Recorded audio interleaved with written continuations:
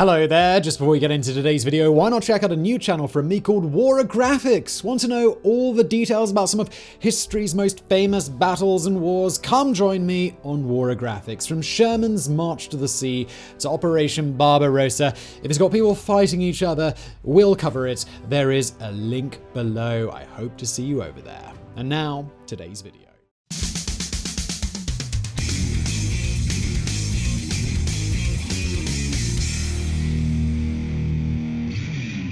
If you wanted to travel from Paris to San Francisco, you'd probably take a plane across the Atlantic Ocean. You definitely would have considered taking the train. After all, you'd still have to cross that giant ocean somehow. Yet, in Hitler's envisioned post-war empire, spoiler alert, didn't work out. That's exactly what you'd have done. Meaning, broad gauge railway in German. The Nazis imagined Breitspurbahn railway network would have connected the major cities of the Third Reich or Großdeutschland, in addition to those of neighboring countries under Nazi influence and even far-flung corners of the globe to facilitate trade and resource exploitation for the German people. Considering that a single railway network connecting the globe or even Eurasia doesn't even exist today, the Breitspurbahn may have more than likely been one of Hitler's many impractical engineering dreams rather than an actually plausible proposal. However, compared to many Nazi projects, it actually came close to implementation, and its ambitious design went on to inspire a number of other railways.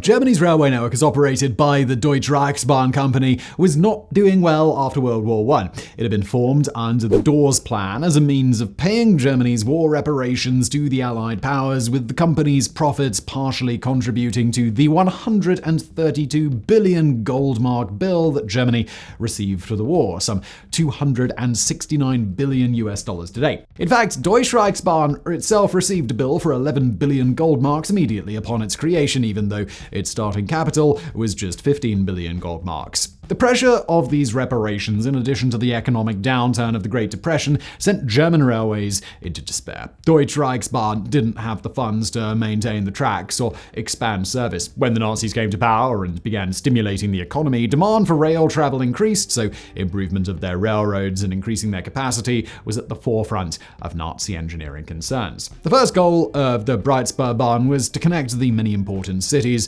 of the Greater German Reich. The empire Hitler envisioned uniting all the German-speaking peoples in the states surrounding Germany at the start of World War II. By 1943, Germany had conquered and absorbed into this Reich Austria, Poland, much of Czechoslovakia and Slovenia, as well as territory within France. Of course, the Reich's true power spread far beyond that, having made important allies across Europe and installed puppet regimes in other countries Nazi Germany had invaded, like France. They had dreams of expanding it even further to provide Lebensraum, or living room, for the German people. This included taking over the Soviet Union, which Germany began in 1941 with Operation Barbarossa, planning to repopulate the territory with Germans while exterminating the native populations and/or using them for slave labor. As a result, the Breitspurbahn, as first envisioned, spanned most of Eurasia, with the Welthauptstadt Germania, or German world capital, more commonly known as Berlin, at its center point. An east-west route would have started in Paris and passed through Berlin via cities like Aachen and Hanover. It would have then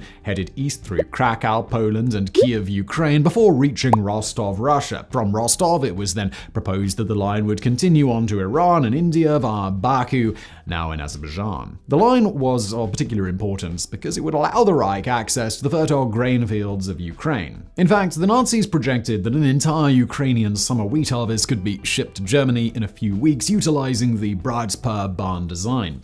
An alternate spur was also conceived that would have branched off at Breslau and passed through Warsaw and Minsk on its way to Moscow. It would have then continued across Russia and Kazakhstan before arriving at Yakutsk, Siberia. From there, it would traverse the rest of Siberia and finally cross the Bering Strait to Alaska, where it would connect with US and Canadian railway networks. The second east-west line would have used Munich as its center point and traveled down to Marseille, France, and then into Spain via Barcelona and Madrid. Multiple north-south routes would have also connected German cities like Hamburg, Leipzig, and Nuremberg to distant places like Rome, Budapest, and Istanbul. While Hitler's obsession with locomotive grandiosity can be traced back to 1936 when he ordered Albert Speer to begin work expanding Berlin's Südbahnhof, the Breitspurbahn itself wasn't conceived until 1941 when the Führer discussed such ambitions with Fritz Todt, who was the Reich Minister for Armaments and Munitions at the time, among other things. At this time, the German war machine was advancing through the Soviet Union, and Nazi leaders insisted they'd need better supply lines to support troops, weapons, and other supplies, and bring the fruits of conquest back to Germany. By 1943, though, that advance had stalled out, and the Nazis weren't nearly as optimistic. Consequently, the Breitspurbahns planned routes were limited to Europe. Nevertheless, that same year, Hitler declared it a national military priority.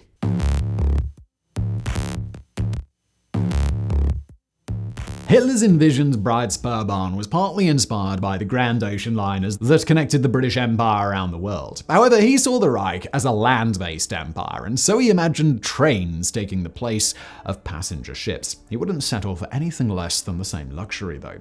Indeed, the comfort and style planned for the Breitspurbahn would have been unprecedented. The 8-axle carriages would have been 42 meters long, nearly 140 feet, and 7 meters tall, or 23 feet, allowing for 2 floors. Passengers would have been divided into 3 classes, with the first-class sleeping cars having individual cabins for each person. Additionally, there would have been restaurants, kitchens, bars, lounges, reading rooms, showers, and toilets. There would have even been a full movie theater, barbershop, sauna, and observation deck. Luggage would have gone into a dedicated baggage car that also would have had space for 2 automobiles, as well as dog kennels and the crew. The mail car would have complemented this with more crew quarters and room for 6 more automobiles. All of this was to be defended with 20mm anti-aircraft guns mounted on the train itself. However, this amazing luxury was only intended for the German citizens of the Reich who would use the railway network to travel the globe. For others, it was merely a means to facilitate their repression. Specifically, the Breitspurbahn was foreseen as an efficient way to transport Ostarbeiter from conquered lands in the Soviet Union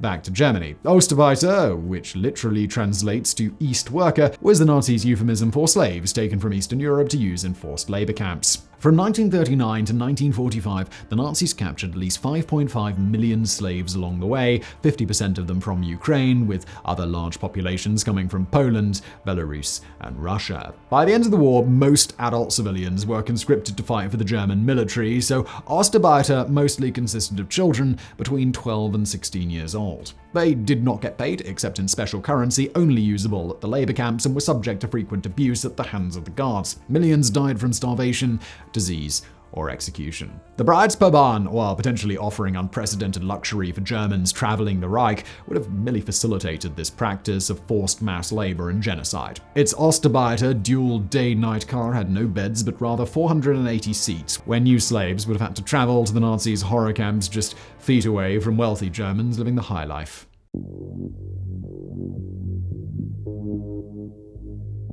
If you're thinking that a train with a full movie theater would require a lot more space than a normal train, you'd be absolutely right. The carriages, in addition to their extra length and height, would be extra wide at 6 meters or almost 20 feet. This was possible because the Breitspurbahn was designed as a railway with 3,000mm gauge, or about 10 feet.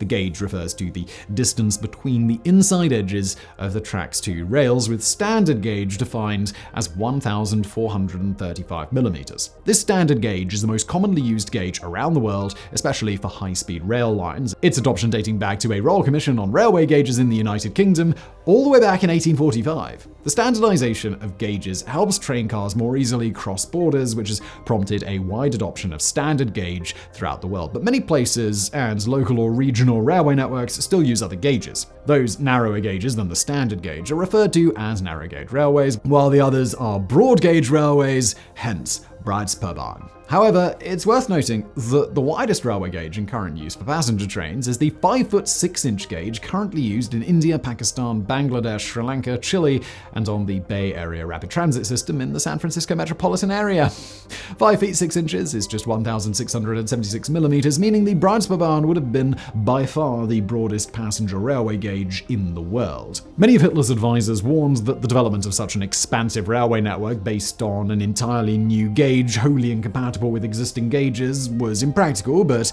Hitler ignored them and pressed forward with the idea along with Fritz Todt. Ultimately, 100 officials and 80 engineers came to work on the project, along with major German companies such as Borsig, Henschel, and Krupp. The wide gauge was not the only ambitious feature of the Breitspurbahn either. It was proposed as operating on ballastless tracks, or tracks without the cross ties or sleepers that hold the rails at a uniform distance. The purpose of this was so that the tracks could serve as roads for military vehicles, but it required more advanced engineering. Specifically, the two rails would have had to have been placed on parallel concrete walls sunk into the ground and attached to each other with a horizontal concrete slab on top. This design would later be used in the San Francisco's Bay Area Rapid Transport Network, by the way, as well as the German high-speed rail network. Additionally, officials proposed at least 41 different ideas for the train's engines, including propeller-driven engines that had been developed by the Luftschiffbau Zeppelin Company, but the committee finally settled on using electric or diesel hydraulic-powered locomotives for the passenger trains. These would have had power outputs of up to 11,400 to 18,400 kilowatts, or 15,300 to 24,700 horsepower, which is more powerful than Russian Railways' Novocherkassk 4E5K, which is the